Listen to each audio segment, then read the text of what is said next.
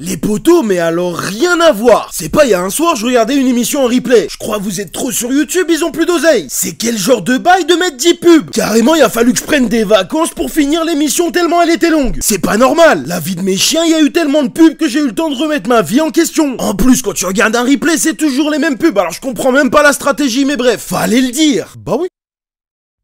Les potos, comment ça va? Je vous en parle depuis un moment. Que ce soit clair. À la fin de cette vidéo, vous comprendrez pourquoi faut pas sous-estimer Mitsuri. Je l'ai déjà dit, mais dans l'anime, ils ont abusé sur le traitement de ce personnage. Et donc, il y a des détails que t'as pas si t'as pas lu le manga. Heureusement pour toi, je suis là pour ça. Bah oui. Pour ce qui est du jeu de la dernière vidéo, mon poteau. Bien joué à tous ceux qui ont trouvé que c'était Kai Kamado, la maman de Tanjiro. On n'avait dit pas les mamans. Bien évidemment, t'auras de nouveau l'occasion de jouer un peu plus tard. On y va? Oui, on y va.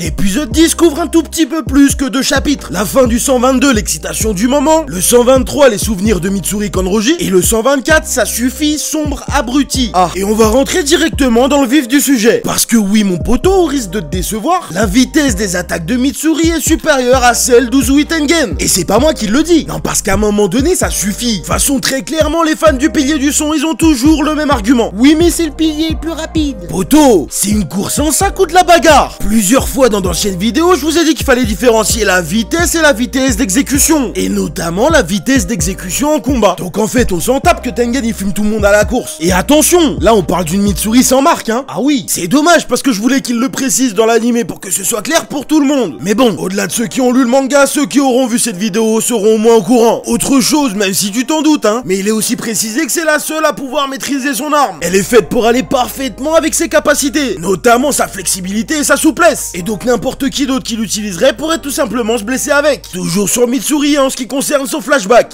Déjà comprenez bien les potos que seulement 2 ans séparent le moment où elle s'est fait next au combat contre Antengu. Oui, t'as bien compris mon poteau. Mais 2 petites secondes. Le bouc qu'il a next là, on est d'accord, il est moche. Il s'est pris pour qui la huisse? Sa vieille tête. Le pélo c'est un croisement entre un lémurien et Dexter. C'est pas comme ça qu'on parle à une femme. Surtout quand toi-même tu ressembles à un tacos sans viande et sans frites. Bref, revenons à nos renards. Je disais donc 2 ans. Et mon poteau, qu'on se le dise, t'es pas assez choqué. Déjà on le voit dans son flashback, hein. Elle part pas tout de suite après ça, puisqu'entre temps elle fait une dépression, elle se grime et elle se prive, et c'est seulement une fois qu'elle est de nouveau courtisée qu'elle se rend compte de sa bêtise. Attention, warning, je vais te parler de la temporalité, mais pour ça il faut que tu branches ton cerveau mon petit poteau. En réalité c'est assez flou dans Demon Slayer, mais on va se servir de la logique pour fonctionner par déduction. Entre l'arc de la première mission de Tanjiro et l'arc du village des forgerons, à plus d'1 an mon poteau, on en est sûr. Tout simplement parce que Tanjiro a 15 ans à la fin de son entraînement et quasiment 17 ans à la fin de l'œuvre, qui arrive toujours en termes de temporalité, hein, très peu de temps après cet arc, puisqu'il reste très concrètement l'entraînement des piliers et l'arc final. Donc ça veut dire qu'au moment du village des forgerons, Mitsuri est un pilier depuis plus d'1 an. Du coup, à part pour mes potos teubés, le calcul est relativement simple. Ça fait moins de 2 ans qu'elle a rejoint les pourfendeurs, et ça fait plus d'1 an que c'est un pilier. Autrement dit, Mitsuri en moins d'1 an, elle s'est entraînée, elle a développé son souffle avec Kyojuro, elle a passé la sélection et elle est devenue pilier. Répète mon poteau, en moins d'1 an. À titre de comparaison, l'entraînement de Tanjiro il a duré 2 ans, hein. Quand je vous dis que Mitsuri fait partie des cracks. À noter également qu'on apprend durant son flashback que sa densité musculaire est 8 fois supérieure à la norme. C'est clairement la cousine de Tamimon Raiden. Pour ceux qui ont la ref, en vrai je vais pas développer ça là, mais je te jure qu'il y a des axes de travail. Mais vu qu'on parle de sumo les potos, sachez également que la scène avec le bras de fer est un ajout de l'animé. Bon, j'espère que tu comprends mieux pourquoi j'ai souvent répété ces derniers temps qu'ils avaient abusé sur le développement de ce personnage dans l'animé. En tout cas maintenant tu peux te faire un avis un peu plus objectif. Pour finir les potos, passons à Genya Shinazugawa. Et plus précisément en ce qui concerne ses caractéristiques. Je trouve qu'encore une fois c'est pas super bien expliqué ni exploité dans l'animé. Et donc je vais te résumer ça. Première chose, quand il graille du démon, il s'octroie ses caractéristiques physiques. Évidemment, plus le démon est puissant, plus son pouvoir de régénération et sa force augmente. Jusque là, faut pas sortir de Saint-Cyr, donc j'imagine que vous l'aviez tous compris. Mais ce qui est intéressant à savoir également mon poteau, pourquoi il en est arrivé là? Non, parce que très clairement, y a personne qui lui a dit. Ça veut dire qu'il a découvert ce pouvoir en essayant. Clairement, faut être zinzin. Mais surtout, ce que ça veut dire, c'est qu'il était désespéré. C'était clairement son dernier recours pour augmenter sa puissance. Tout simplement parce que petit 1, Genya n'a pas particulièrement d'aptitude physique, et petit 2, il ne maîtrise pas le souffle. Ça fait de lui non seulement le seul connu dans l'armée des pourfendeurs à ne pas maîtriser de souffle, et également le seul, en tout cas de sa génération, à avoir un tel pouvoir. On sait qu'il y en a eu au moins un autre dans l'histoire, mais c'est pas le sujet. Surtout que pour le coup, c'est une information qui viendra bien plus tard. Bon, ce que ça veut dire, c'est que le bug, il est clairement déter pour atteindre ses objectifs. Mais comment son pouvoir marche? Qu'encore une fois, c'est pas expliqué dans l'animé. En fait, cette aptitude, elle repose sur deux caractéristiques propres à Genya. La première, c'est sa mâchoire surpuissante. On l'a vu, le Boog il est capable de manger de l'écorce, mais également des cheveux, du fer, etc.,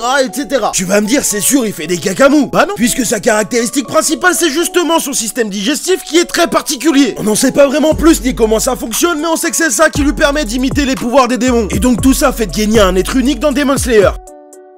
Ceci est un petit moment joué proposé par votre très cher moi-même. Ah oui, bien sûr, tu connais, ça va aussi compter pour le référencement. Dorénavant, régale-toi car à chaque vidéo, un petit jeu de la sorte sera proposé. Donc poteau, fais pas le rat, joue et donne ta réponse en commentaire. Bisous.